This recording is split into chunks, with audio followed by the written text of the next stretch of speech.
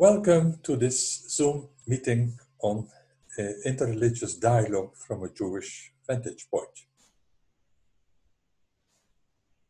In modern times, frequently emphasis is put upon the individual. Think about the 16th century René Descartes with his cogito ergo sum, or Luther's hier stehe ich kann nicht anders. This idea of the individual, of the I, returns in the 18th century with Immanuel Kant, who bases morality upon the will of the I.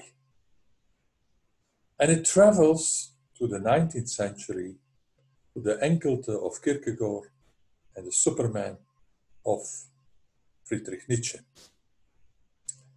It travels also to the 20th century, in which consumerism is high and which accentuates the self-development and self-realization of the I.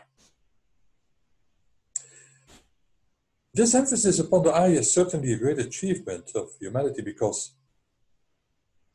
the I is not simply an example of a collectivity. The individual cannot be absorbed within a totality. And therefore, it is something which we have to take into account, that one takes care of oneself. But, and that is my main thesis here, all this is not enough.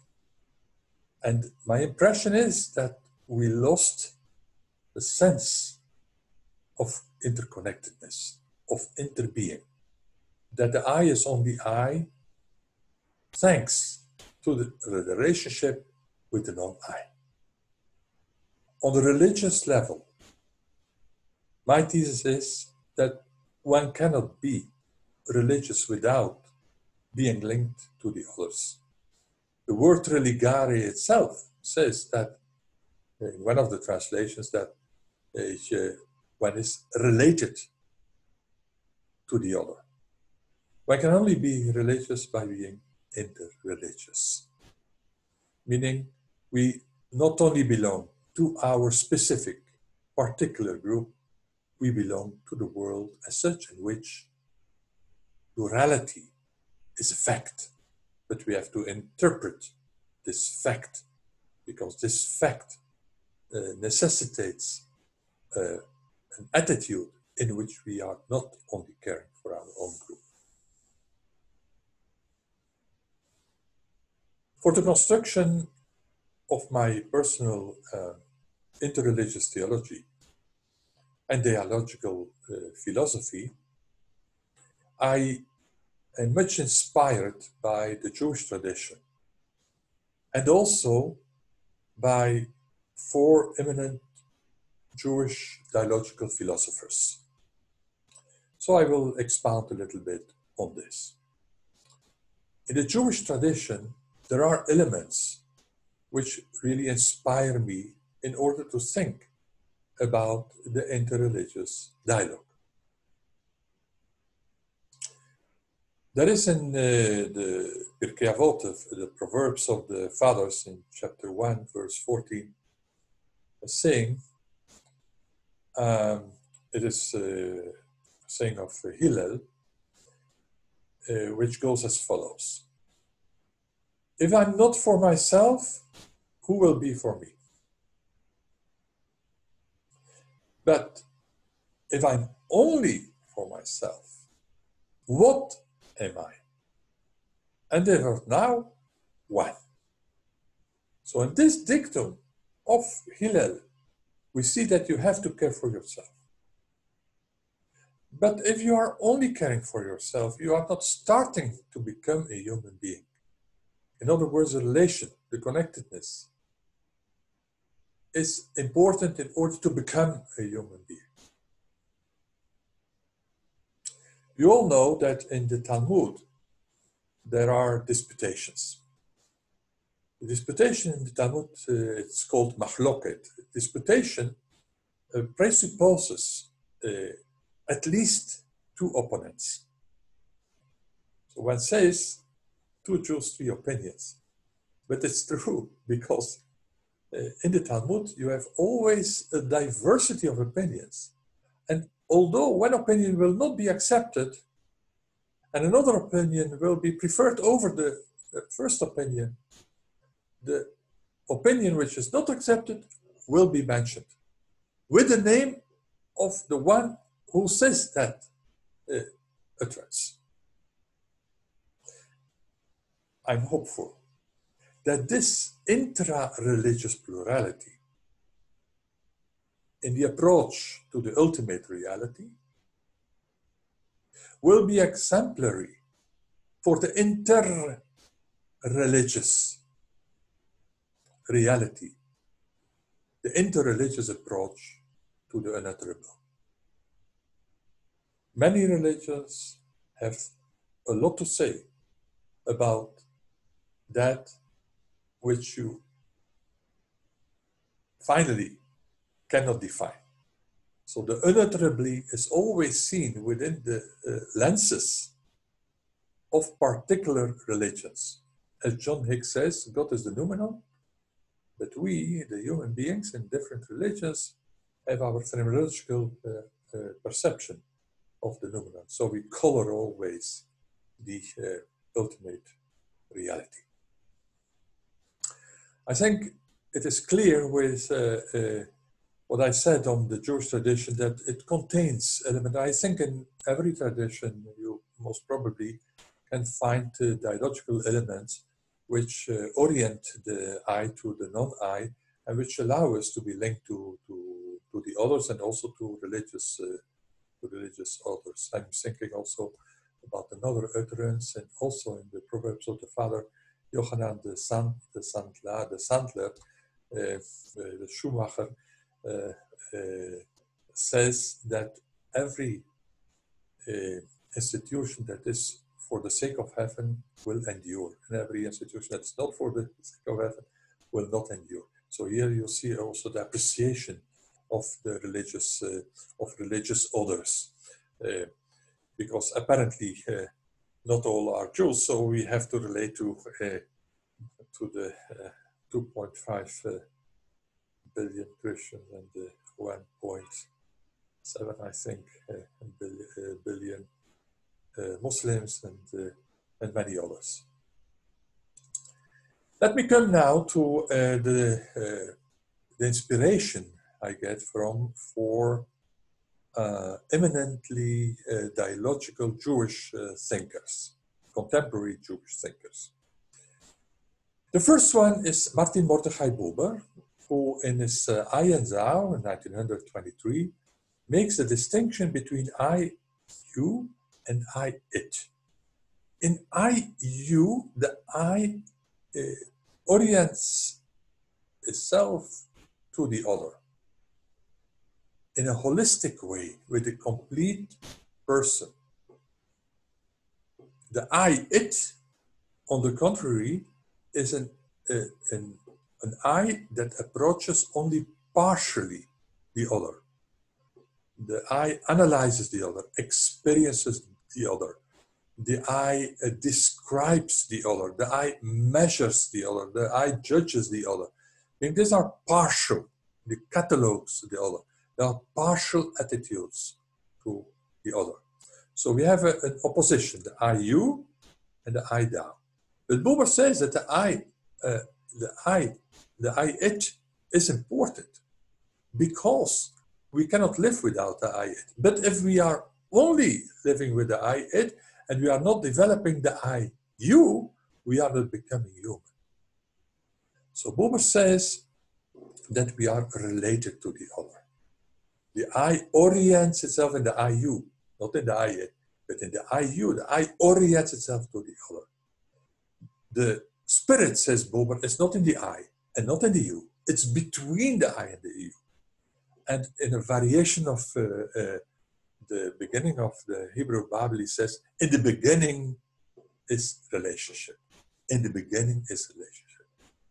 So in that sense, Buber is part of relational thinking which was developed in the beginning of the 20th century. What I learned from Buber mainly is that in his I and Thou, there is the notion of Gegenwart. Gegenwart and Vergegenwärtigung. The presence is important. The presence of the I before a you. The presence which can lead to a making present of the other. I can be present for the other and I make him present. When I'm not present, the other, by his presence or her presence, can make him or herself present to me. And if there is a mutual presence, there can be what Buber calls a Begegnung, a meeting, which is, of course, a gift from heaven. So, in every interreligious dialogue, the presence, the complete, agendaless presence is of great importance. It's a condition for every interreligious dialogue.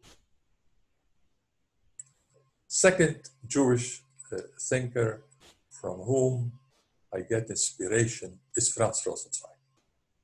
He wrote his Stern der Erlösung in 1921. It was published, and there he, in the midst of Stern der Erlösung, he says that the revelation of God can be succinctly formulated in the words, "Thou shalt love."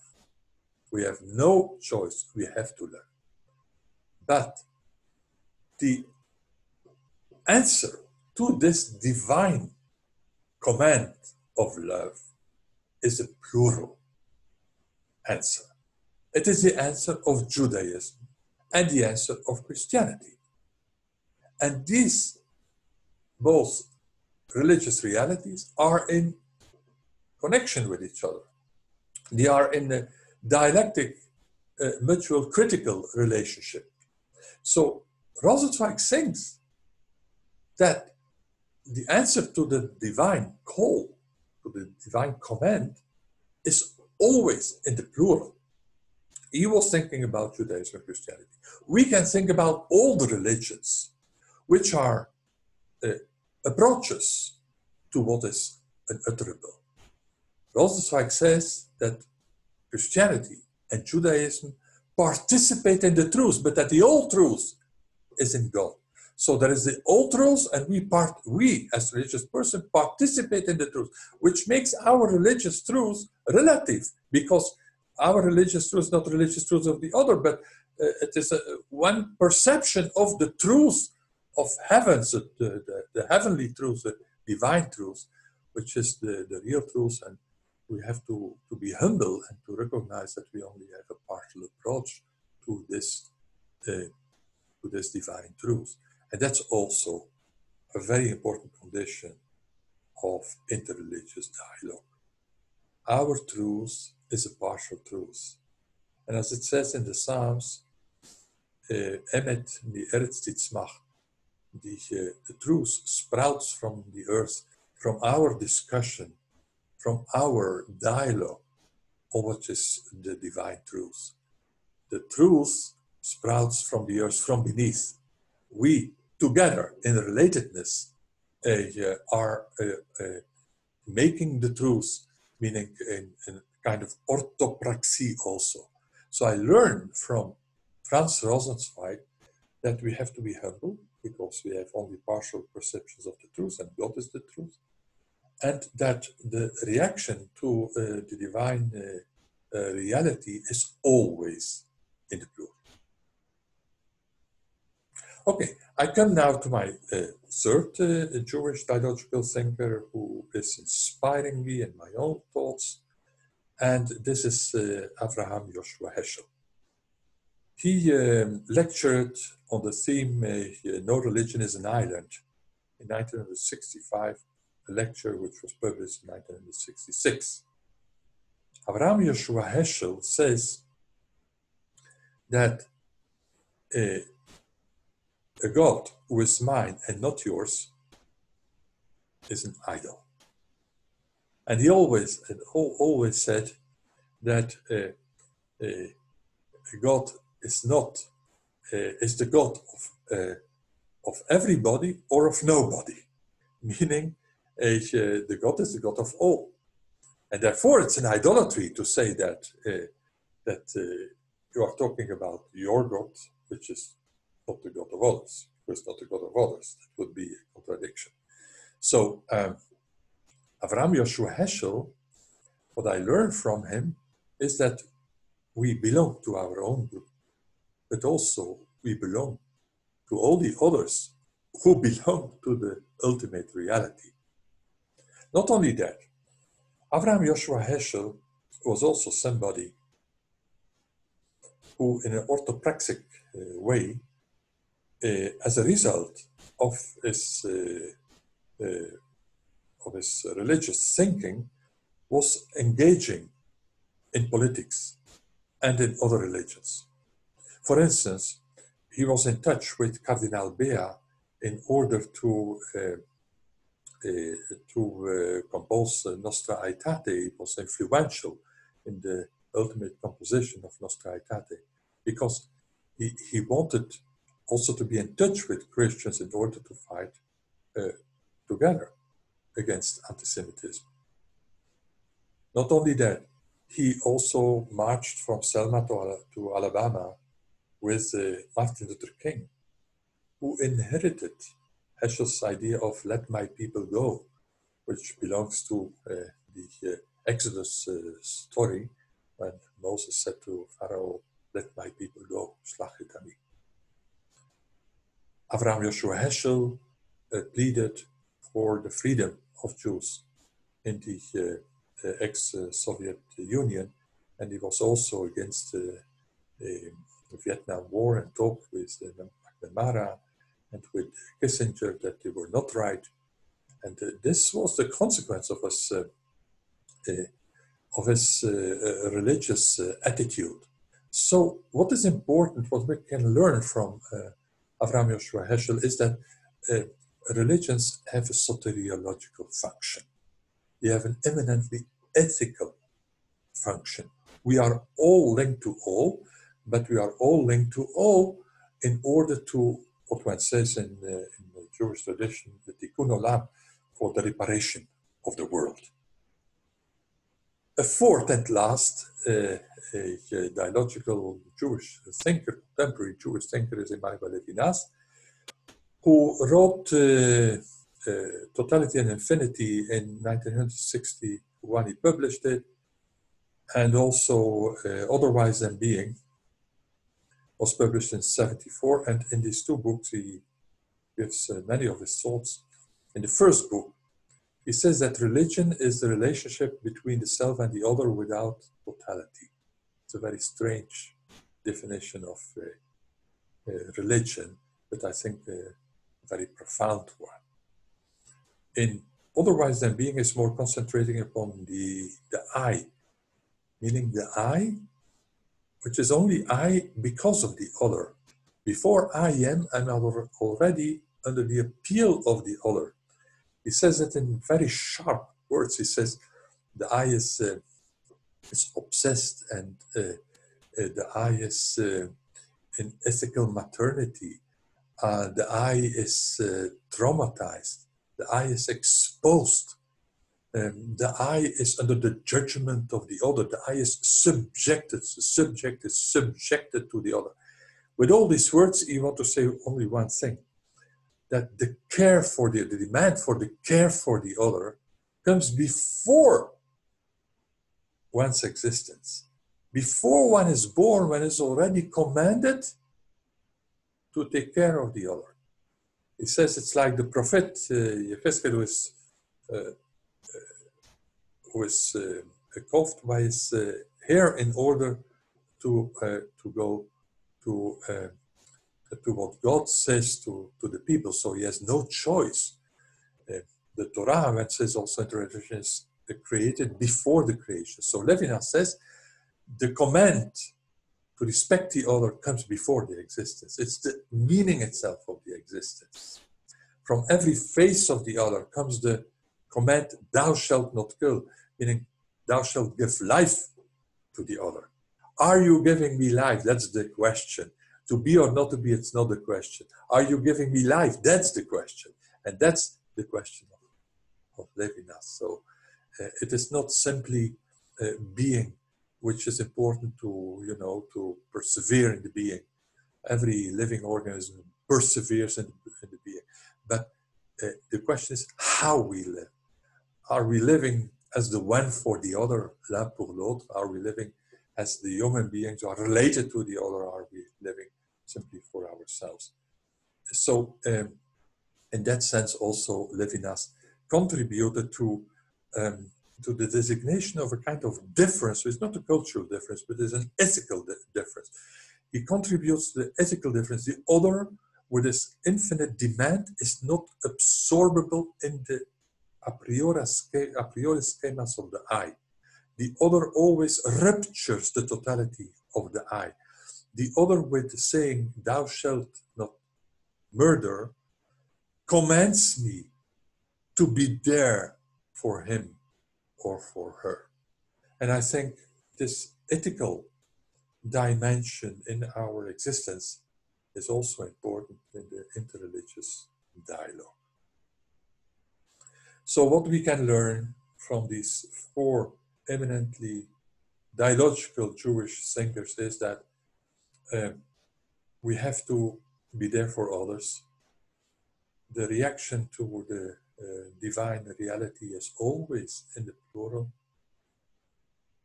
We have to think inclusively, and we have to see that our religious perspectives are relative because God is the truth.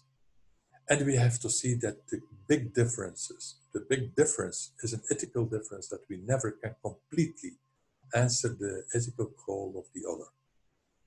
One other aspect I want to emphasize here, and it's the importance of translating for the interreligious dialogue. We always translate. In every conversation, we translate. We say, we understand in our words what the words of the other mean. And we interpret the words of the other. And of course, it's important to interpret in a good way. Meaning, a good translation is this possibility of going from one world, your own world, and passing to the world of the other. How do you do that? You have your own world with your own words, and you translate it within the words of the other, and you transplant this own words in the world of the other, and the world of the other becomes clear for you when you translate the words of the other world in your own words of your own interreligious dialogue. So the translation is an act of peace. And also that is important for the I who is related to the other. I'm coming to my conclusion. I think that the central notion in interreligious theology is a transdifference. That's my specific contribution to interreligious or dialogical theology. The transdifference is this reality in which you respect the differences. But that's not enough, because we are not unrelated. So there is a kind of communication and bridging between the different realities, between different religions. They communicate with each other, and they can be in touch with each other and correct each other. You can correct your own standpoint in the dialogue with the other, critical towards others, also towards yourself, but mainly to create a common world with differences and also with trans differences, which is the transcending of the difference, taking into account the differences. It's not without the difference, but with the difference that we are communicating and relating. So I would say that if we are only concentrating upon the own and we do not see the other, then we have no communication. But if we only see the other and we do not see ourselves, then we do not respect our own cultural and religious heritage. So we need both. We need the unalienable particularity and the necessary communication. Without communication, there is no depth of reality. Without our embedment into a concrete reality, we can't relate to religious others. So we need this trans-difference. Differences, but beyond the differences, the trans-difference. We're just taking into account the difference, not without the differences that is trans-difference. We have trans-difference because of the differences. So differences are necessary condition for a trans-difference. You know, I'm going to the conclusion. You know, in different traditions, you can learn so much. In South African culture, there is one language which uses the word Ubuntu. The word Ubuntu is, I am because we are. I think we can learn a lot from that saying. And also in Vietnam, I learned this from Thich Nhat Hanh, from the Vietnamese monk Thich Nhat Hanh in Vietnam. You have a special word which is toi. And toi, there is no word for the I in Vietnamese. Toi means your servant. So I think I'm going to stop here. My main thesis was that although in modern times and in our times, we see there is much accent upon the I, but perhaps also because of the corona pandemic, we start understanding that there is a loss of our interconnectedness and the loss of our interbeing. So I hope with these reflections on interreligious dialogue that I contribute to a remedy to this attitude in which the I is everything. I is not everything. The I is in relation. The I is in biblical parlance. It's the I am here for you, Hineni. I am here, which is the answer of Abraham and also of Yeshayahu to the divine reality. Here I am before God, which always means in the eyes, at least in the eyes of the Jewish dialogical thinkers, which always means that there is a relation with the human beings. Without the relation with the human beings, there is no access to the divine reality. Thank you for your attention.